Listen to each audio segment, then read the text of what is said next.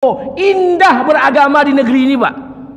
Maka jangan kita rusak tatanan keindahan beragama di negeri kita yang tercinta ini. Kita jauh dari negeri Nabi. Kita tidak pernah jumpa Nabi, tidak pernah melihat wajah Nabi, tidak pernah hidup di zaman Nabi. Jarak rumah kita dengan rumah Nabi ada 9 jam 55 menit.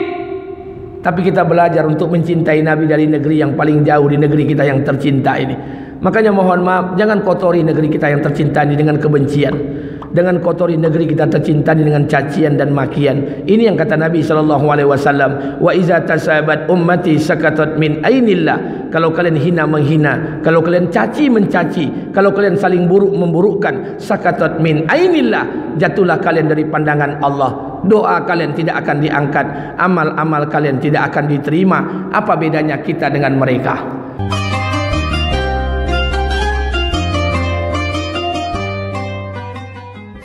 Bismillahirrahmanirrahim.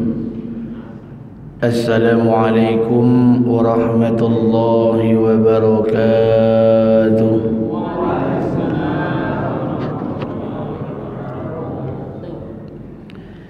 Alhamdulillah,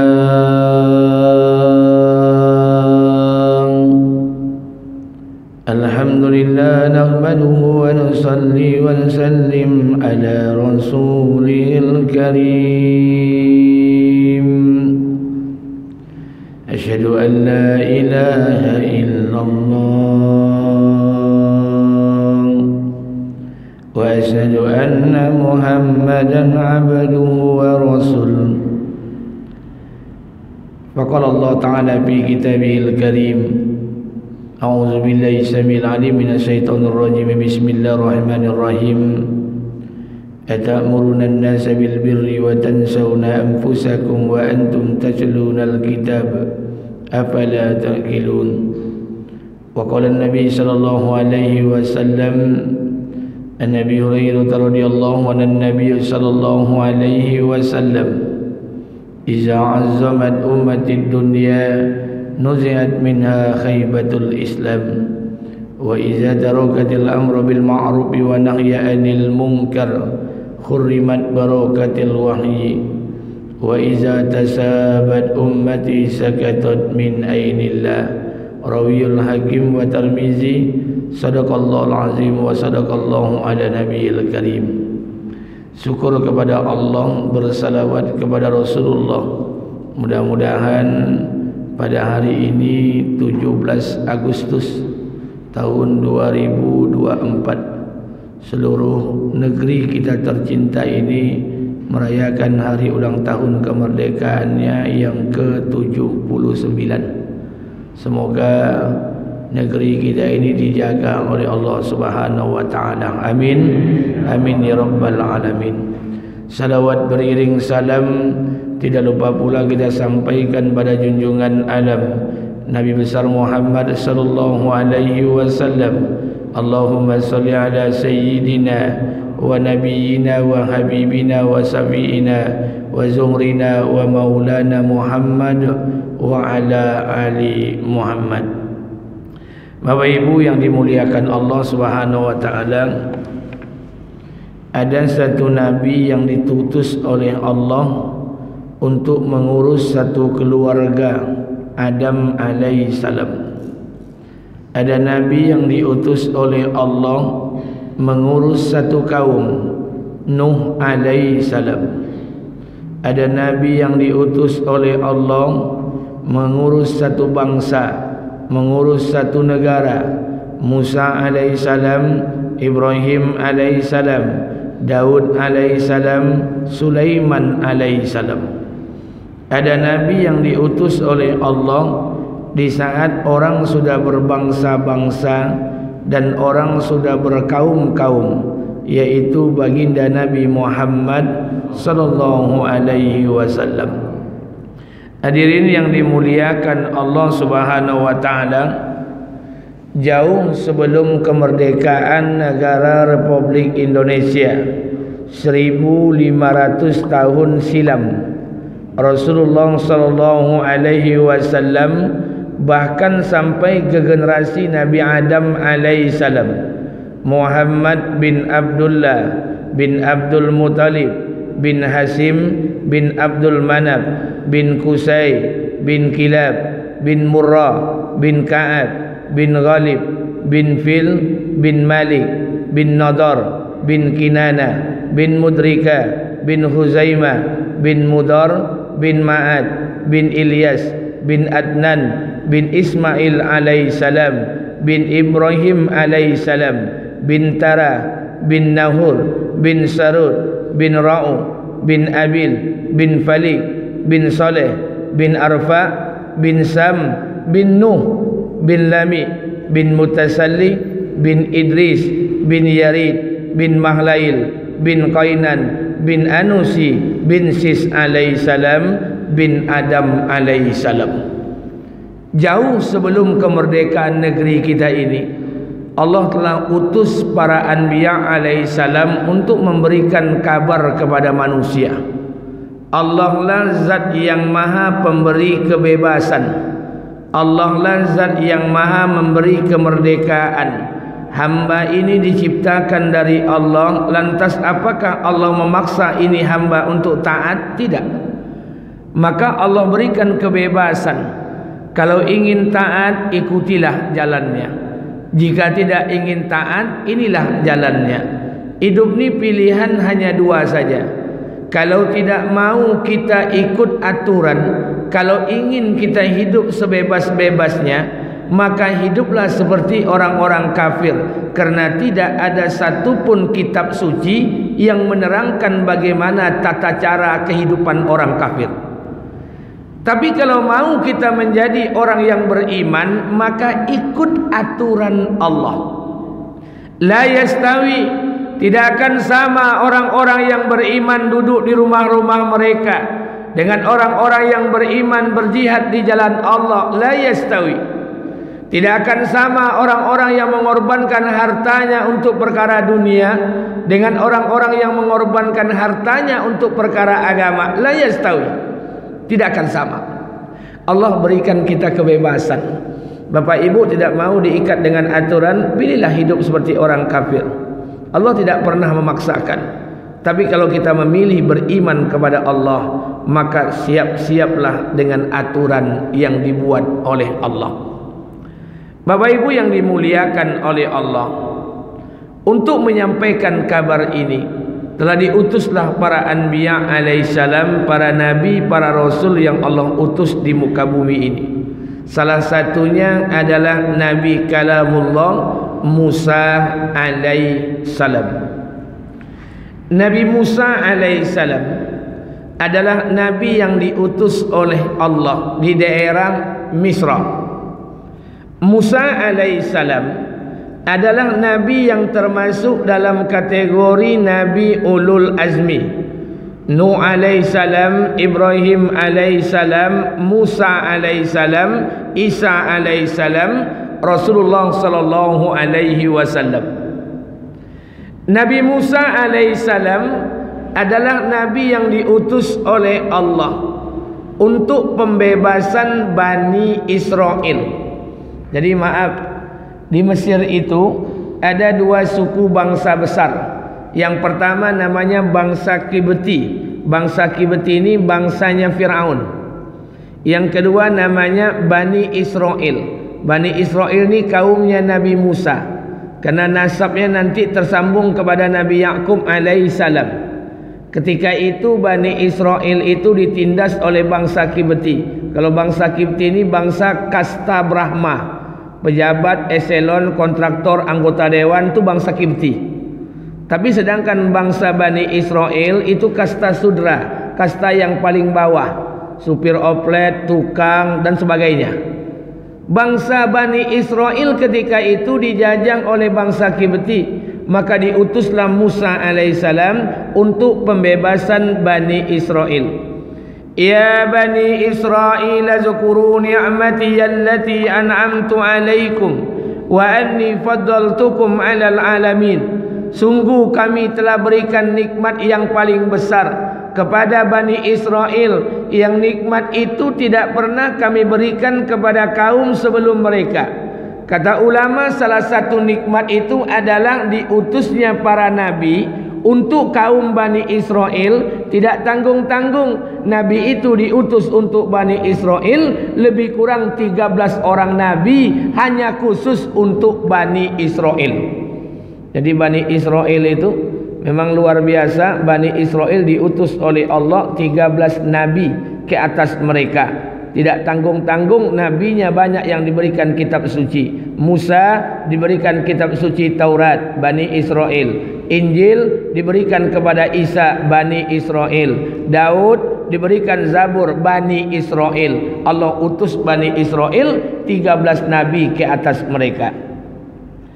Nabi Musa alaihissalam dilahirkan dari rahim seorang ibu. Ibu Nabi Musa ni namanya Yukabid. Ayah Nabi Musa ni namanya Imran. Jadi maaf Bapak Ibu, ada dua nabi yang ayahnya Imran.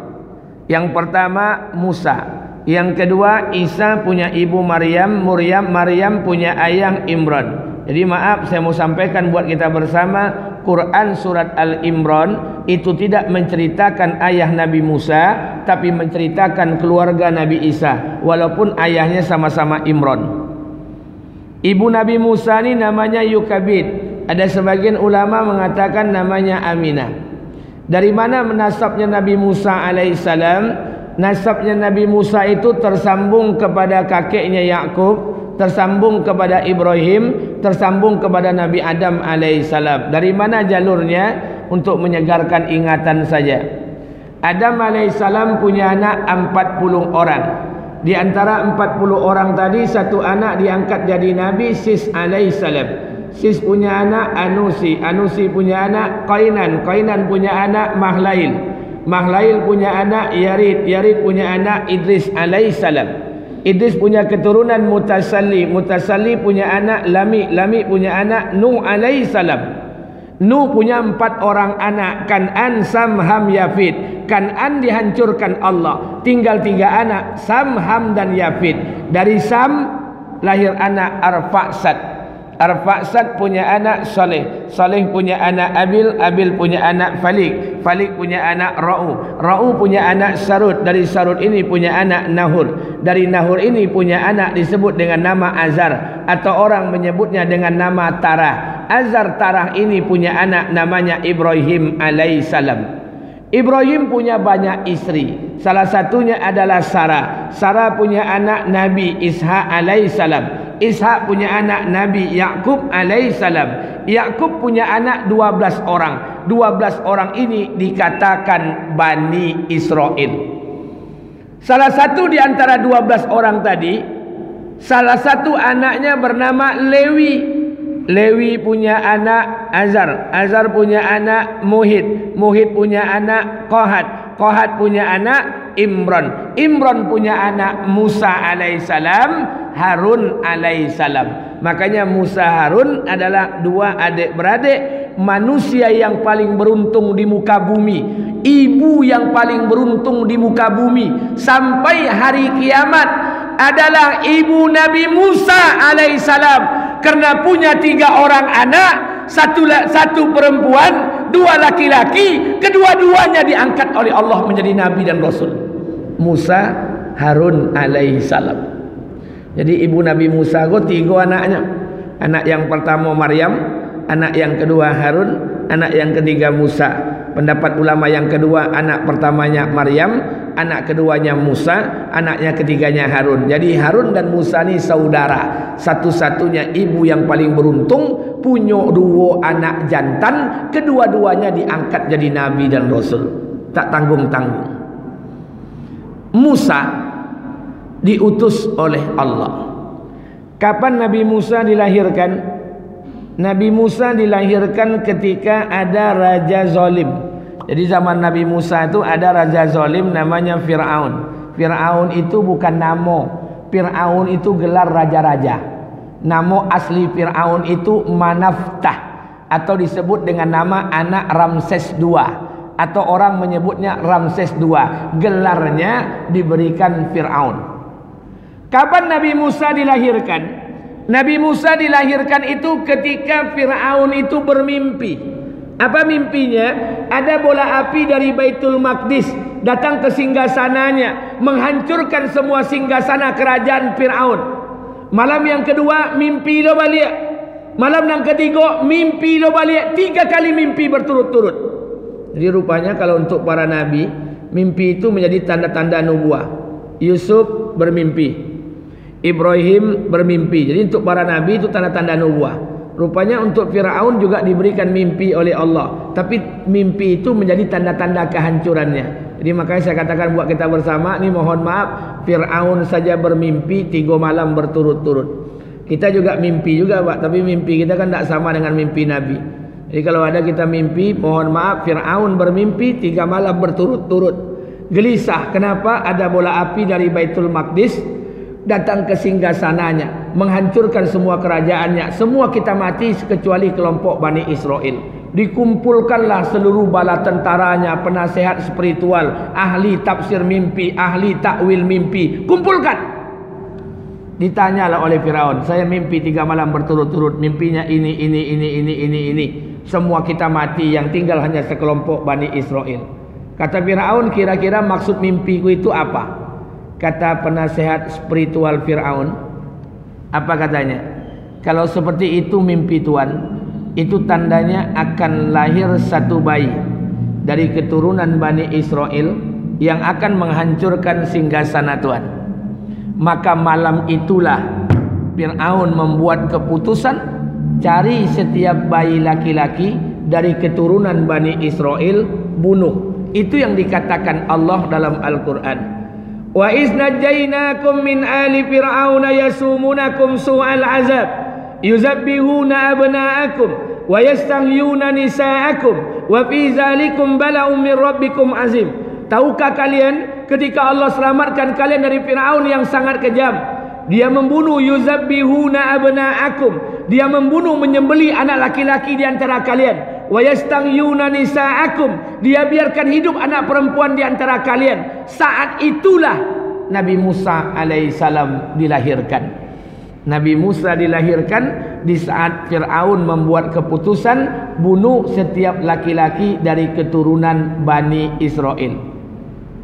Tapi hebatnya Allah, kalau Allah sudah menjaga satu orang hamba, maka Allah akan jaga hamba itu bahkan bertentangan dengan sebab dan akal logika kita. Istri Imran, ibu Nabi Musa, Yukabid, ketika akan melahirkan khawatir. Kenapa khawatir? Karena Fir'aun buat pengumuman bahwa Bani Israel yang baru lahir bunuh semuanya. Maka saat itulah Nabi Musa dilahirkan. Timbul ketakutan di ibu Nabi Musa. Kemudian Allah katakan, fa'auhayna ila ummi ma yuha, kami telah ilhamkan kepada ibu Musa. Apa kata Allah? Wahai ibu, lahirkan itu bayi. Setelah lahir itu bayi, kata Allah, wahai ibu, susukan itu bayi.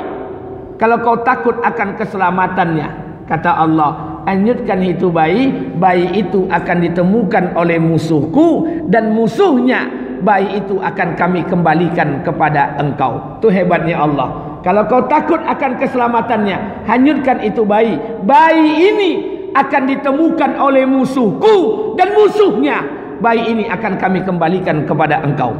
Maka dihanyutkanlah ibu Nabi Musa alaihissalam, bayi Nabi Musa kecil ini. Berharap Nabi Musa kecil ini jauh dari Fir'aun. Tapi hebatnya Allah, ibu Nabi Musa takut dengan Fir'aun, tapi justru bayi itu dihanyutkan, terdampar di tempat pemandiannya Fir'aun. Itu hebatnya Allah. Ibu Nabi Musa takut dengan Fir'aun, berharap bayi ini jauh dari Fir'aun, tapi justru bayi itu didamparkan dan terhanyut, terdampar di tempat pemandiannya Fir'aun. Allah ingin nak membuktikan kehebatannya. Apa maksudnya? Allah sandarkan, Allah damparkan Nabi Musa alaihissalam di tempat pemandiannya Fir'aun. Ini bermakna Allah ingin nak menunjukkan kehebatannya, bahwa kalau satu orang hamba itu takut dengan makhluknya, maka hamba itu akan didekatkan dengan apa yang dia takuti. Allah akan dekatkan. Allah ingin melihat siapa di antara hambanya itu yang betul-betul beriman kepada Allah. Maka terdamparlah Nabi Musa di tempat pemandiannya Fir'aun. Turunlah Asiyah bini Fir'aun, turun ke bawah. Ditengoknya ada kotak, ada bayi. Alangkah terkejutnya Asiyah tadi. Kemudian dia ambil itu kotak, dia bawa ke istana. Jumpa dengan suaminya. Apa kata suaminya? Wahai istriku, apa yang kau bawa itu? Kata Asiyah, wahai suamiku, saya menemukan di tempat mandi kita. Isinya apa? Bayi, wahai suamiku. Fir'aun terkejut. Bayinya laki-laki atau perempuan? Kata Asiyah, bayinya laki-laki, wahai suamiku. Kata Fir'aun, inilah bayi yang dalam mimpiku, yang akan menghancurkan singgasanaku. Maka Fir'aun memerintahkan bala tentaranya untuk membunuh itu bayi. Fir'aun yang ketika itu duduk langsung berdiri, mukanya merah dan marah, ingin membunuh itu bayi. Apa kata Fir'aun? Inilah bayi yang berada dalam mimpiku, bunuh! Bayi ini akan menghancurkan singgasana dan kekuasaanku. Mendengar jawaban Fir'aun itu, apa kata Asiyah? Asiyah tidak diam. Ibu, bapak boleh baca Quran. Asiyah mengumpulkan satu perkataan. Asiyah mengucapkan satu kalimat. Dan kalimat ini Allah tuangkan dalam Al-Quran. Apa kata Asiyah mendengar suaminya mengatakan, bunuhlah bayi itu? Kata Asiyah, wahai suamiku, la taqtuluhu. Jangan kamu bunuh dia, kata Asiyah.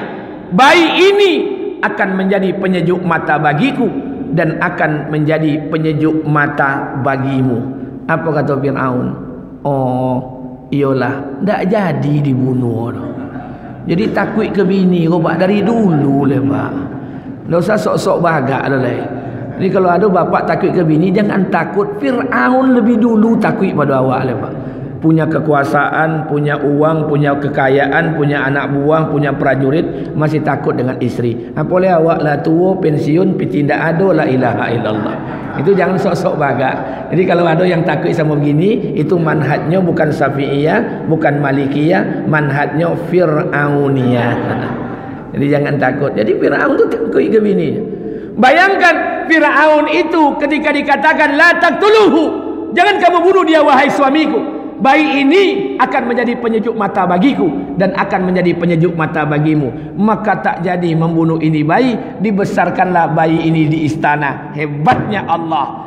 Musa akan dibunuh oleh Fir'aun, tapi Allah izinkan Nabi Musa dibesarkan di singgasana raja yang akan membunuhnya. Berapa lama? 40 tahun. Allah kalau menjaga satu orang hamba. Jadi jangan takut dengan penjagaan Allah. Allah pasti menjaga satu orang hamba di luar batas logika manusia, di luar otak kita. Allah boleh berbuat yang bertentangan dengan sebab atau tanpa sebab atau dengan sebab. Itu sekudratullah, sekehendak Allah saja. Jadi maka dibesarkanlah Nabi Musa di tengah-tengah istana ayah angkat yang akan membunuhnya. Berapa lama? 40 tahun. Satu, yang memberi nama Nabi Musa itu siapa? Bukan ayahnya, bukan ibunya. Yang memberi nama Musa itu Fir'aun. Kenapa? Karena Musa itu bahasa Ibrani. Mu itu artinya air. Sa itu dinisbatkan kepada tempat ditemukannya di sungai, maka namanya Musa. Yang memberi nama Musa itu Fir'aun. Bukan ayahnya, bukan ibunya. Fir'aun yang memberikan nama Musa. Pertanyaannya, Musa dibesarkan di istana Fir'aun, kemudian dididik dan diajarkan oleh Allah sampai Nabi Musa alaihissalam tidak takut untuk mendakwah ayah angkatnya beriman kepada Allah. Jadi ini tidak menghalangi kita, Pak. Apapun aktivitas kita, dimanapun kita berada, jangan sampai menghalangi kita untuk taat kepada Allah. Nabi Musa dibesarkan di istana Fir'aun. Bahkan utang budi Nabi Musa, diberikan makan, dijaga, diberikan pakaian, sandang, pangan, papan oleh Fir'aun dan Aisyah. Apakah membuat Fir'aun diam saja? Tidak. Fir'aun tetap melakukan, tetap berdakwah kepada Fir'aun. Musa tetap berdakwah kepada Fir'aun atas keangkuhan dan kezaliman ayah angkatnya. Qul la ilaha illallah tuflihun. Ajak manusia ditaat kepada Allah, maka kalian ini akan mendapatkan kemuliaan. Bahkan dikatakan oleh Allah dalam Al-Quran, wahai Musa, izhab ila Fir'aun, pergilah engkau kepada Fir'aun, ayah angkatmu itu. Ajak ayah angkatmu itu untuk taat kepada Allah. Kata Allah, berlemah lembutlah engkau kepada mereka, berlemah lembutlah engkau kepada Fir'aun. Mudah-mudahan dengan kelembutan itu menjadi sebab Allah turunkannya kebaikan dan hidayah. Ini menjadi landasan buat kita, Pak. Ini mohon maaf, saya ingin sampaikan buat kita bersama. Berulang-ulang kali saya mau ingatkan pada kita bersama. Bapak Ibu boleh baca kisah para nabi, nabi mana saja. Mulai zaman Nabi Adam alaihissalam sampai Nabi Muhammad alaihissalam. Setiap nabi itu berdakwah. Adam berdakwah, Idris berdakwah, Hud berdakwah, Soleh berdakwah, Ibrahim berdakwah, Musa berdakwah, Ayub berdakwah, Shu'aib berdakwah. Semua nabi berdakwah. Tapi tunjukkan dengan saya, tidak ada satupun dakwah para nabi, tidak ada Allah utus para nabi, tidak ada satupun para nabi yang berdakwah itu dengan cara mencaci maki, membuli, menghina. Tidak ada. Kalau ada di antara para ustadz diundang di masjid ini, kemudian dia berceramah dengan cara mencaci maki, menghina, tanyakan dengan dia tuh umat nabi atau tidak? Karena tidak ada dakwah para nabi yang menghina, mencaci, tidak ada. Ibrahim berdakwah dengan Namrud lembut. Wahai Namrud, berimanlah engkau kepada Allah. Kata Namrud, siapa itu Allah? Kata Ibrahim, Allah lah yang menciptakan saya, yang menciptakan engkau, dan yang mematikan kita berdua. Apa kata Namrud? Kalau hanya untuk menciptakan dan mematikan, aku pun bisa. Musa berdakwah dengan Fir'aun, izhab ila Fir'aun, pergilah engkau kepada Fir'aun, ajak Fir'aun taat kepadaku. Kata Allah, berlemah lembutlah engkau kepadanya. Mudah-mudahan dengan kelembutan itu Allah berikan kebaikan. Tunjukkan dengan saya. Nabi kita Muhammad lebih lagi, anitum harisun alaikumul mu'minin raufur rahim. Nabi kita tuh orang yang berlemah lembut dengan orang sesama agama dan tegas dengan orang kafir. Tegas itu bukan berarti menghina, tegas bukan berarti membuli, tegas tidak berarti mencaci. Jadi tidak ada lagi cacian, tidak ada lagi makian. Saya ingin sampaikan buat kita bersama. Mohon maaf di mana-mana saya sampaikan. Kita ini indah beragama di negeri kita yang tercinta nih. Indah kita beragama di negeri yang kita sayangi, Indonesia nih. Mohon maaf, tempat yang paling aman di muka bumi ini Makkah Al-Mukarramah, Madinatul Munawwarah. Dalam semua sisi. Tapi mohon maaf, hari ini mungkin di satu sisi tempat yang paling aman di Indonesia. Kenapa saya katakan di Indonesia? Maaf, kenapa saya katakan di Indonesia? Bapak Ibu pergi umroh hari ini, jangan coba-coba pakai sal Palestina. Jangan coba-coba pakai kopiah ada bendera Palestina. Jangan coba-coba pakai pin Palestina. Pergilah umroh. Kalau ibu pakai sal Palestina, saya pastikan di Jeddah ditangkap oleh pemerintah Saudi. Di Indonesia, kita solat pakai bendera Palestina, boleh. Kita solat kemana-mana pakai sal Palestina, boleh. Kemana-mana bawa bendera Palestina, boleh. Bendera Palestina dibawa kemana-mana. Bendera Inyo tidak pernah dipasang di buku rumahnya dia. Ini penyakit kita hari ini, Pak. Menggalang dana untuk Palestina, monggo. Indah beragama di negeri ini, Pak. Maka jangan kita rusak tatanan keindahan beragama di negeri kita yang tercinta ini. Kita jauh dari negeri Nabi. Kita tidak pernah jumpa Nabi, tidak pernah melihat wajah Nabi, tidak pernah hidup di zaman Nabi. Jarak rumah kita dengan rumah Nabi ada 9 jam 55 menit. Tapi kita belajar untuk mencintai Nabi dari negeri yang paling jauh, di negeri kita yang tercinta ini. Makanya mohon maaf, jangan kotori negeri kita yang tercinta ini dengan kebencian. Dengan kotori negeri kita tercinta ini dengan cacian dan makian. Ini yang kata Nabi SAW. Wa iza tasabat ummati sakatat min ainillah. Kalau kalian hina menghina, kalau kalian caci mencaci, kalau kalian saling buruk memburukkan, sakatat min ainillah, jatuhlah kalian dari pandangan Allah. Doa kalian tidak akan diangkat, amal-amal kalian tidak akan diterima. Apa bedanya kita dengan mereka? Makanya oleh karena itu tidak ada dakwah para nabi itu dengan cara mencaci maki. Hari ini Pak, Bu, ini mohon maaf, kalau Allah ingin benturkan kita dengan orang kafir, saya pastikan orang kafir tidak akan menang berperang dengan kita. Tapi hari ini orang-orang kafir akan mengadu orang Islam dengan Islam, saling caci mencaci, saling hina menghina, saling buruk memburukkan, sampai dalam hati orang-orang Islam ditanamkan kebencian dengan negerinya sendiri. Ini yang terjadi. Ini yang terjadi. Orang Islam ditanamkan kebencian dengan negerinya sendiri. Bermacam-macam berita datang dalam kita, menimbulkan kebencian dengan negeri kita sendiri. Saya ingin sampaikan buat kita bersama. Kita lahir di negeri kita tercinta ini, kita besar di negeri kita yang tercinta ini. Maaf, kita mencari nafkah di negeri kita yang tercinta ini. Jangan kita caci maki negeri kita yang tercinta ini. Kalau ada oknum-oknum penguasa pemerintah ini yang zalim, kritisi kebijakannya, tapi jangan caci orangnya. Saya ingin sampaikan, kita juga belum tentu sebaik mereka. Tidak ada manusia yang sempurna, Pak. Tidak ada manusia yang sempurna. Tidak ada pemimpin yang sempurna. Saya tidak mengatakan buat kita bersama, kalau ada kebijakan-kebijakan yang salah, kritisi kebijakannya, tapi jangan serang orangnya. Hari ini yang terjadi, Pak. Kita sibuk menghujat, mencaci maki. Ini yang terjadi dalam kehidupan kita. Kalau seperti ini kehidupan kita, sampai kapan kita akan negeri ini baik, Pak? Sampai kapan negeri ini akan baik? Makanya mohon maaf, saya minta kepada kita bersama di momentum kemerdekaan ini, kita bangga tinggal di Indonesia, menjadi rakyat Indonesia, negeri yang paling jauh dari kota Mekah Al-Mukarramah. Tidak pernah jumpa kita dengan Nabi, tidak pernah hidup di zaman Nabi. Dari negeri yang paling jauh, kita belajar untuk mencintai Nabi kita, walaupun kita tidak pernah nampak wajah Nabi kita. Jadi makanya mohon maaf, mencintai Nabi itu tidak semudah yang dibayangkan, Pak. Tidak semudah yang dibayangkan. Mohon maaf, Bapak Ibu boleh bayangkan, boleh buka buku cerita, boleh buka buku kisah-kisah. Ada satu orang laki-laki umur 50 tahun menikahi satu orang gadis berusia 8 tahun, 9 tahun. Ada satu orang laki-laki, orang yang paling berani, orang yang paling baga, orang yang selalu bercakap, rela menarik untanya Nabi yang tidak pernah berkelahi. Coba bayangkan, kisahnya kita baca, Pak, tapi psikologi yang terjadi saat itu tidak akan pernah bisa kita pahami. Maka saya sampaikan buat kita bersama, ini Nabi kita, Nabi Muhammad SAW. Maka saya minta pada kita bersama, kita mencontoh kehidupan beliau di negeri yang paling jauh ini, negeri yang paling jauh. Makanya oleh karena itu lita'arafu, kita saling memahami, Pak, di antara perbedaan-perbedaan yang ada. Tidak usah saling bertikai lagi, Pak. Mohon maaf, saya ingin sampaikan buat kita bersama. Kalau Bapak baca bacaan mana saja, kitab mana saja, itu sunnah Nabi itu makannya 3 jari. Nabi makan 3 jari, sahabat makan 3 jari. Itu sunnahnya Nabi 3 jari makan. Orang Arab hari ini makan 3 jari. Sampai hari ini orang Arab makan 3 jari. Kenapa? Sunnahnya makan 3 jari. Tapi sampai ke Indonesia ini, kalau ada yang makan 3 jari, monggo. Kalau yang tidak sanggup makan 3 jari, tidak apa-apa, Pak. Karena wajar Arab itu makan 3 jari. Karena makanan pokoknya roti sama korma. Dia makan 3 jari. Kalau awak kira makan 3 jari, makan soto, coba bakso, poca-poca tangan kemulianya. Artinya apa? Lita'arafu, kita saling memahami. Ada perkara-perkara yang bisa kita lakukan, ada perkara yang tidak bisa kita lakukan.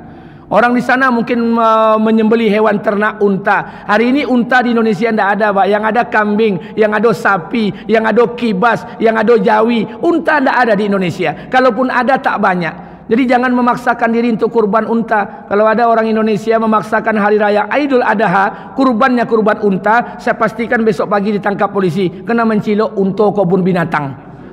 Kena unta tidak tumbuh, jangan dipaksa. Orang Arab berjanggui, Nabi berjanggui, sahabat berjanggut. Iya, tapi maaf, orang Arab tuh beda rasnya dengan kita. Arab tuh rasnya, kita ni rasnya Mongolit. Mongolit tuh mayoritas tidak berjanggui. Kalau ada yang berjanggut, panjangkan. Kalau yang tidak berjanggui, jangan dipaso-paso lo tumbuh. Karena agama ini simpel, Pak. Janggut tuh bukan ukuran. Kalau janggui ukuran kesolehan, Abu Jahal, Abu Lahab lebih labek jangguinya pada awak leh. Bukan itu ukuran. Jadi jangan berdebat. Makanya ulama dulu tidak pernah berdebat dengan perkara-perkara yang tak pernah bisa disesuaikan dengan bangsa ini. Tidak pernah, Pak.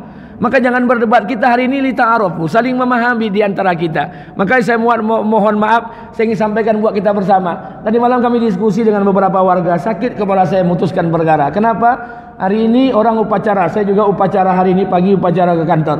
Kemudian ada permainan anak-anak, biasalah di RT kita masing-masing. Datang satu orang kawan, la ilaha illallah. Ustaz, apa yang Ustaz buat nih? Kalau upacara saja, tapi jangan seperti ini. Saya bilang seluruh yang dilakukan oleh masyarakat kita ini salah. Manjat batang pinang, basobi tradisi orang Belanda. Makan kerupuk, disobi anjing kaki ompek. Gigi sendok pakai kelereng, disobi pula konsentrasi dengan kelereng, terjatuh anak awak, luko-luko. Hormat sama bendera Allah aja. Saya mau bertanya dengan dia, nio kalian ku apa sebetulnya? Tunjukkan saja, berikan solusi. Kalau mengkritik, kasih solusi. Kalau hanya mengkritik-kritik saja, Pak, itu tidak baik. Berikan solusi, maunya apa? Maka saya katakan ini, mohon maaf, saya ingin sampaikan buat kita bersama.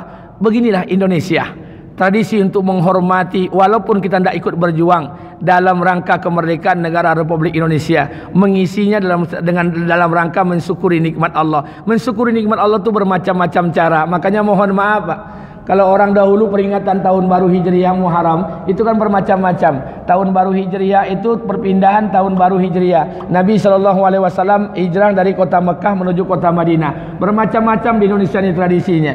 Ada yang di Keraton Jogja, Solo, itu kalau malam 1 Suro, kalau malam Suro Muharram, itu orang keraton tidak berbicara. Tidak ada tertawa, semuanya diam semuanya. Karena mereka tahu cucu Nabi dibantai di Karbala. Itu tahun kesedihan dan sebagainya. Hari itu kalau orang Jawa di malam Suro itu, di bulan Muharram itu, tidak manten, tidak tunangan, tidak ngawinkan anaknya. Kenapa? Itu bulan kedukaan. Di Indonesia sampai di Sumatera, malam Muharram itu diisi dengan santunan anak yatim. Begitu orang Indonesia mengisinya, Pak. Ditaruh kita saling memahami. Makanya saya sampaikan buat kita bersama, tidak ada yang sempurna di kehidupan dunia ini, Pak.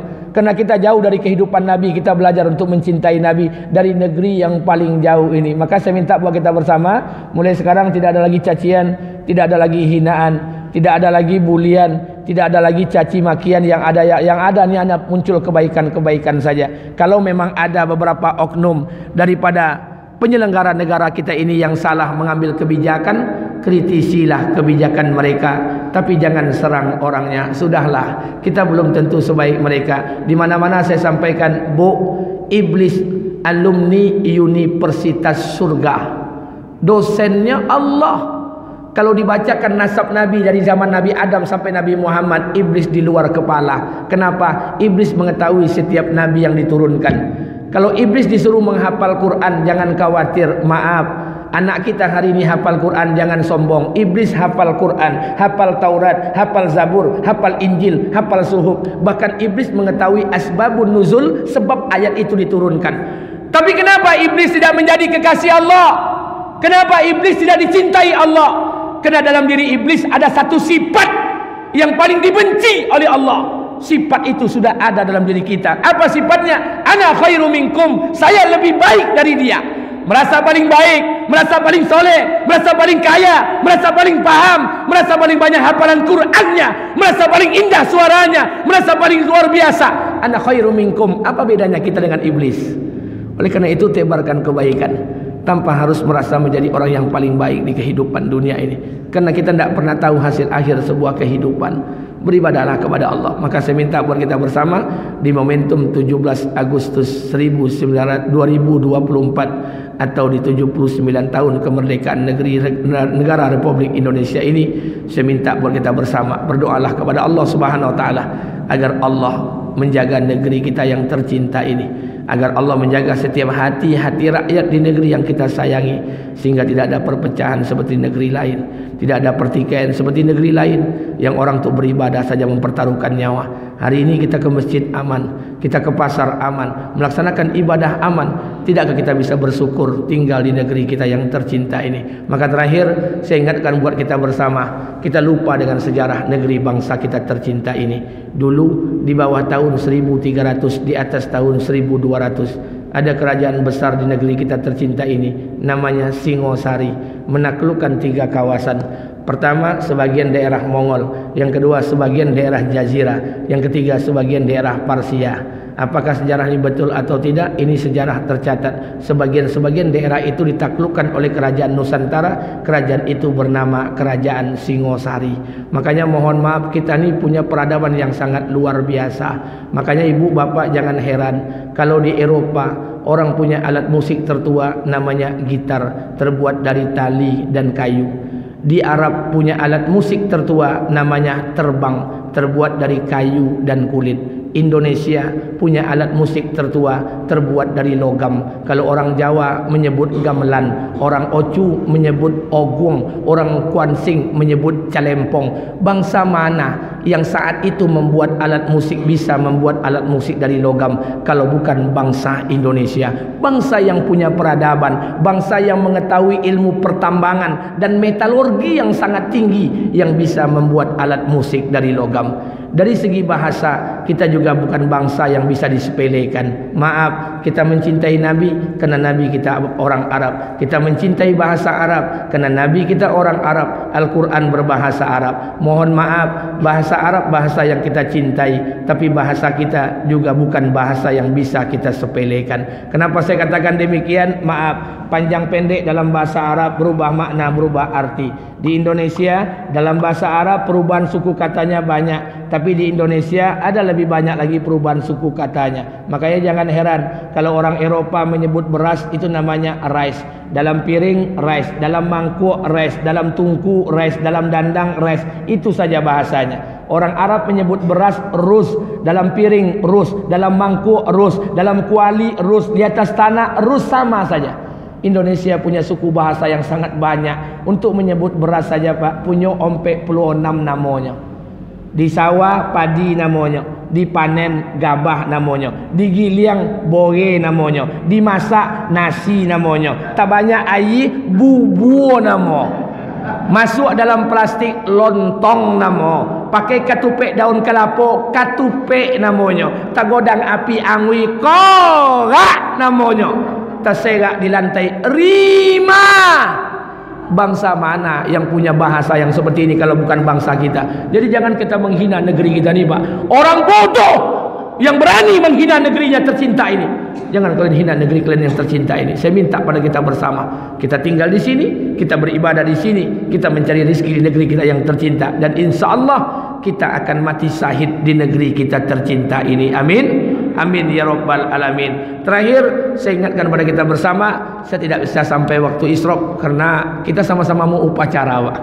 Jam 7 upacara di kantor. Kita upacara masing-masing di instansi. Yang upacara tempat lain silahkan. Saya minta pada kita bersama, Bapak Ibu yang dimuliakan, isi kemerdekaan ini dengan rasa syukur kepada Allah, dan mohon mintalah kepada Allah agar Allah menjaga negeri kita yang tercinta ini, agar Allah jangan menimbulkan konflik di negeri yang kita sayangi ini. Kita tidak tahu Pak, ada mungkin orang-orang yang akan menghancurkan negeri kita tercinta ini. Mungkin negeri kita bisa hancur, tapi maaf, agama Allah tidak akan hilang dari permukaan bumi ini.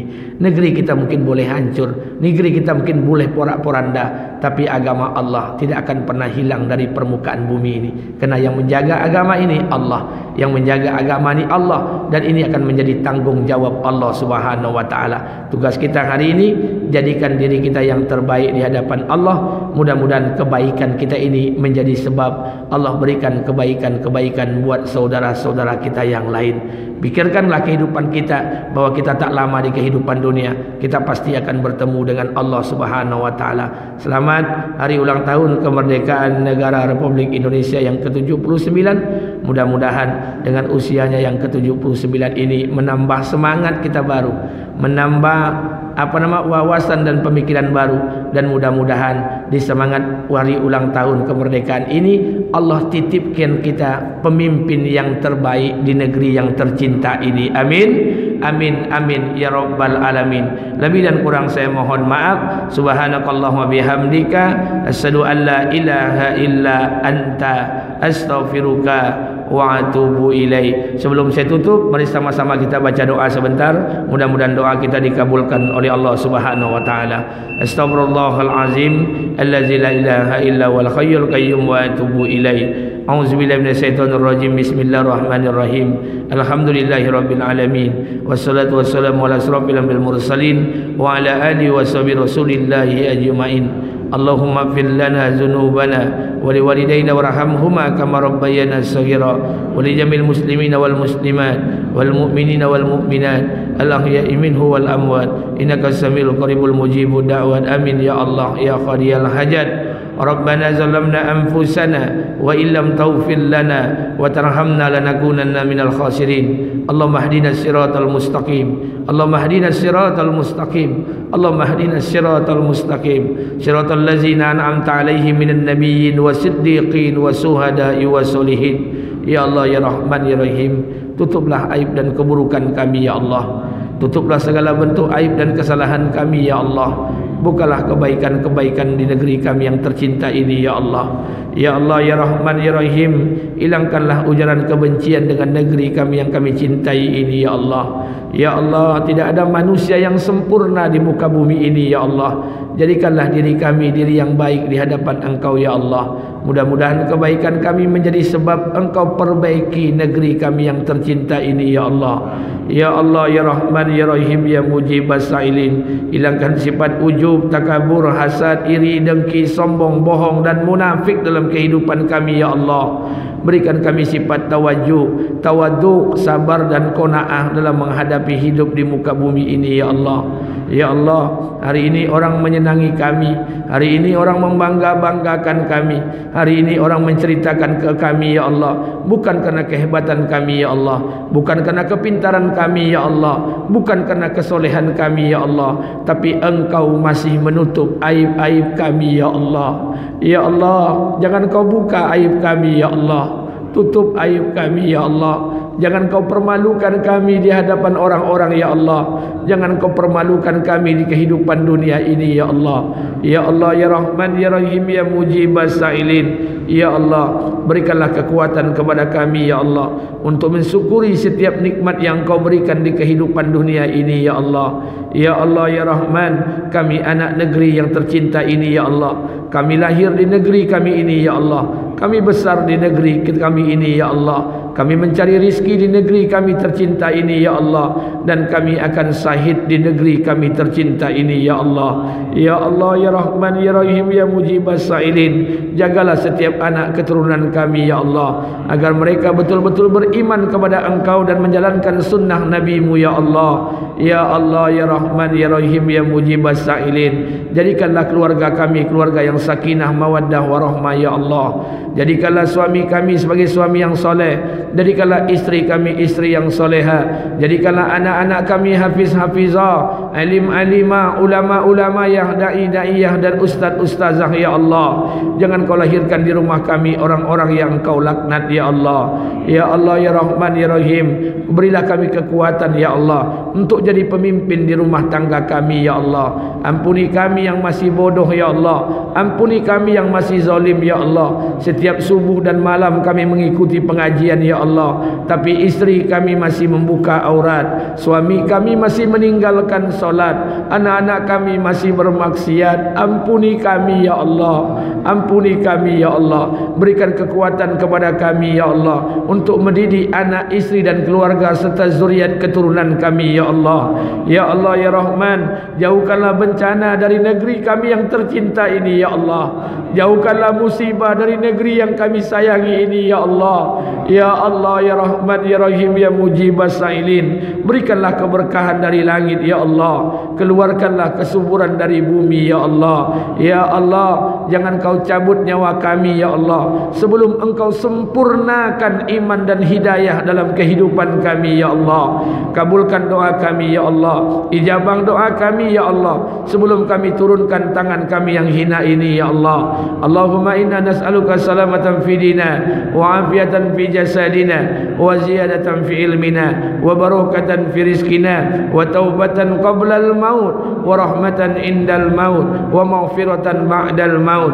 Allahumma inna a'udzubika min azabil qabri wa min azabin nar wa min fitnatil mahya wal mamat wa min fitnatil masihid dajjal. Rabbana atina fid dunya hasanah wa fil akhirati hasanah wa qina azaban nar. Subhan rabbika rabbil izzati amma yasifun wassalamun alal mursalin walhamdulillahi rabbil alamin. Lebih dan kurang saya mohon maaf. Kalau ada yang benar semata dari Allah Subhanahu wa taala, kalau ada yang salah semata dari kebodohan saya. Subhanakallahumma bihamdika asyhadu an la ilaha illa anta astaghfiruka wa atubu ilaik. Assalamualaikum warahmatullahi wabarakatuh.